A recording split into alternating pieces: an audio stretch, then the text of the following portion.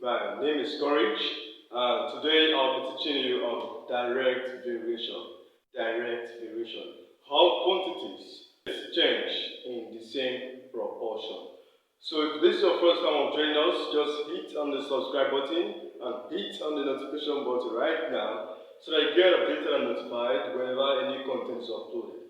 So let's focus on today's lesson for now. When we say direct variation or direct proportion, we actually say that the quantities that are in question change in the same proportion or they change in the same ratio. For example, if two pen cost 40 naira, it means that 4 pen of this same kind will cost what? 80 naira. 80 naira. So what do you observe? So when this number of pen increase here, this 4 pen increased, the what? The cost also increased. So this is what we call direct ratio. And they increase in the same ratio. I multiply this pen by 2 and multiply this one by 2. I got 10, I got what? 4 pen. So this is an example of direct what? Proportion. There is a law that connects the variables. I'm going to show you that very soon, how these things are done. Now, when we say something varies directly, how do we write that? If I say the length of a rectangle varies directly as the breadth, for example, it means that the length, which is L, varies directly as the what? The breadth. This is how it is written. The length varies directly or is proportional to the breadth. So anyhow, it's correct. So this is how it is written. Now, an increase in one quantity will lead to an increase in the other. And a decrease in one leads to a decrease in what? The other. So the two quantities in question change in the same proportion. So that's what direct variation is. We are going to solve 3 questions to buttress this point. Let's go. The first one says, if P varies directly as Q, and the value of P is 60, when Q is 40, find this. The formula connecting P and Q, and Q when P is 80. So let's see how we're going to dissect this first question. It says P varies directly as what? Q. Alright. P varies directly as what? Q. Before we move further, before we say anything, before we do anything, we have to remove this proportionality sign. This alpha, we have to remove it. I will introduce what we call a constant. So let's say P is now equal to, once this proportionality sign disappears, a constant is introduced. And that constant multiplies this what? This other term here. So I have succeeded in removing this proportionality sign by introducing a constant and an equal to. So we make use of this, not this. We are here. They said that the value of P is 60 when Q is what? 40. So first of all, I will have to look for the value of this proportionality sign, this K. So when P is what? 60 and Q is what? 40. Let's go. So this is for the value of P 40, which is for P which is 40. So which is 60. P is 60. This is 60 equal to K times what's Q? 40. So 60 is equal to 40K. So to make K the square root of the formula, I'll divide this side by what? 40. Divide this side by what? 40. So that this 40 will cancel this 40. I have K. This implies that K is equal to 60 over what? 40. So this 0 will cancel 0. 6 over 4. 2 into 6 is what? 3. 2 into 4 is what? 2. That's 3 over 2. So the value of K is what? 3 over 2. Good. Let's continue. The first question says find the formula connecting P and Q. So here now, K is already 3 over 2. I'll substitute for the value of K, which is 3 over 2 in this equation. So P is now equal to what? 3 over 2 in place of K now times what? Q. So P is equal to what? 3 over 2 times what? Q. So the formula connecting P and Q is this.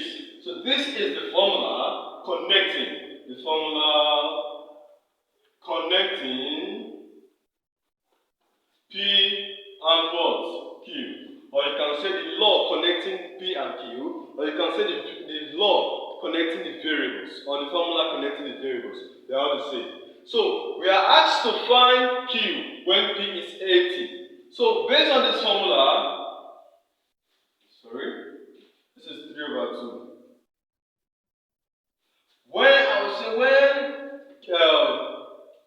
P is 80, when P is 80, I'm looking for Q right now. So I'll solve for the value of P, which is 80, into this equation. I have 80 is equal to 3 over 2Q. So 2 times 80 is what? 160 is equal to what? 3Q. So Q will now be equal to what?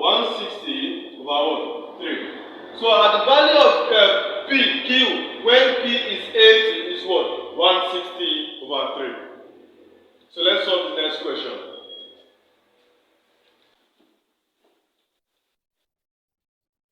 The next question says, if x varies directly as the square of y, find the law of variation between x and y, given that x is 27 and y is 3. Find the values of y when x is 45. Now, x varies directly as the square. So, x varies directly as the what? The square of what? Y. Y squared. Is that written? X varies directly as what? Y squared. Good. So, before we continue, we have to take away this proportionality sign by introducing an equal to. So, x is now equal to what? K times y squared. So, we are using k as the constant here. K as our constant. Good. Now, they said that x is 27 when y is 3. So, at x equal to 27 and y equal to 3, let's substitute. 27 is here. So, 27 is equal to k times 3 squared. That's k times 3 squared. True. So, 27 is equal to k times what? 9. That's 3 squared is 9. So, just divide both sides by 9 to make k equal to the formula. 9 cancels 9. So 27 divided by 9 is what? 3 equal to what? K. So K, which is the constant of variation, is what? 3. So I'll substitute by the value of K now, which is 3, into this equation. So x is now equal to what? 3y squared. This is the formula connecting x and y. This is the formula connecting the variables. This is the law of derivation. So this is the law of what? Derivation. So from here now we cannot solve any other question. They say, find the values of y when x is 45. The values of y when x is 45. So at x equal to 45, also look for the value of x which is 45. So 45 is equal to what? 3y squared. We are looking for y. So 45, to make y set the formula now, I'll have to divide both sides by 3 first. 45 over 3 is equal to what? 3y squared over 3. So that 3 will cancel 3. 45 divided by 3 is 15. Equal to what? Y squared. So, to make y set the formula now, not take square root of both sides. The square root of both sides is root 15 is equal to what? Root y squared. So, this is out already. So, y is now equal to what? Plus or minus, this is plus or minus root 15. Plus or minus root 15. So, let's see the third question. Now to the last question, the last question. It says, a car runs at a constant speed. Good. Runs at a constant speed. And takes 3 hours to run a distance of 180 kilometers. What time will it take to run 100 kilometers? This is a very interesting question. That's what I underline. Constant speed. Constant speed. First of all, what is the formula connecting speed, time, and distance? Speed, which is the symbol is v, is equal to what? Distance. The symbol is what? X over what? Time. The symbol is what? T. Or the unit. The symbol is T. Now, they said that the speed is constant. Let's make the distance the subject of the formula. Let's see. If I cross multiply, I have distance, which is x, is equal to what? Speed times time. Speed, v, times what? Time. That's what? T. So, speed now, sorry, distance is now equal to what? Speed times what? Time. Good. They have told us that the speed is constant. It means that this is what? The constant term here, which is v. So I can write this in duration term, in proportionality term as s varies directly as the what? Time. So I can actually write this as this. In this case, our velocity here, which is the speed, is what? Is the constant. Is the what? Is the constant. So sometimes there are some questions that comes this way.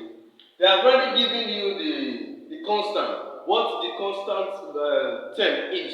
So yours is to understand the concept, just like what I've just showed you now. I understand that speed is equal to distance over time. So there is no need for me to start saying speed varies directly as anything or distance varies directly as anything. Just for me to impute this, write this formula down, then make necessary change, rearrange the equation, and then do something like this. So we have gotten our equation already. Speed is equal to, distance is equal to velocity or speed times time. So let's forget about this for now. This is not going to be useful any longer because we have already passed this stage. Now, they said it takes 3 hours to run a distance of 180 kilometers. So at s equal to, which is distance, equal to 180 kilometers, and what? The time is what? 3 hours. Let's see. What will be the velocity, which is the constant term here? So the distance, which is 180 kilometers, is equal to v times what's here? 3 hours. So this v will now be equal to 180 kilometers over what? 3 hours. Equal to what? V. So 180 divided by 3 is what? 18 divided by 3 is 6. So this is 60. This is 60 kilometers per hour. So the speed, which is the constant of proportionality here, is what? 60 kilometers per hour. So the formula connecting the speed, distance, and time, s is equal to what? What's the speed? 60 kilometers per hour. 60 times what? Times the time. So this is the formula that connects the variables. This is the law that connects x, v, and t. So they are asking us now to find the time that it takes to run 100 kilometers. So at s, which is distance, equal to 100 kilometers. So I'll put 100 here. 100 is now equal to what? 60 times what? Times t. So I'm looking for the time. Let's continue. To make t solve the formula, we have to divide by 60. So 100 over 60 equal to what? 60t over 60. And of course, 60 will cancel 60. 100, but this is now what? 10 over 6. That's 10 over 6. So t is equal to 10 over 6 hours. But t equal to 10 over 6 hours. And actually, this is a fraction. So definitely, we're going to have lesser units of time. Hours, minutes, maybe seconds, as the case might be. Now, 10 divided by 6 is 1. This is one whole number. How many? 4 remains. 4 over 6 hours. So this can be written as t is equal to 1 hour, 4 over 6 hours. I can actually write this question as this. Now, I have 1 hour constant. I can convert 4 over 6 hours to minutes. So I'll multiply by 60. This is 4 over 6 times 60 minutes. Because 60 minutes make 1 hour. So 6 here is 1. 6 into 60 is what? 10. So t is equal to 1 hour. 4 times 10 is what? 60. 60 minutes. Sorry. 4 times 10 is 40. 40 minutes. So the time taken to run 100 kilometers is equal to what? 1 hour 40 minutes. Now let's observe something. Initially, the distance was 180 kilometers and the time was what? 3 hours. When the distance dropped to 100 kilometers, what happened to the time? The time dropped also. It was 3 hours. It dropped to 1 hour 40 minutes. When the distance of 180 kilometers dropped to what? 100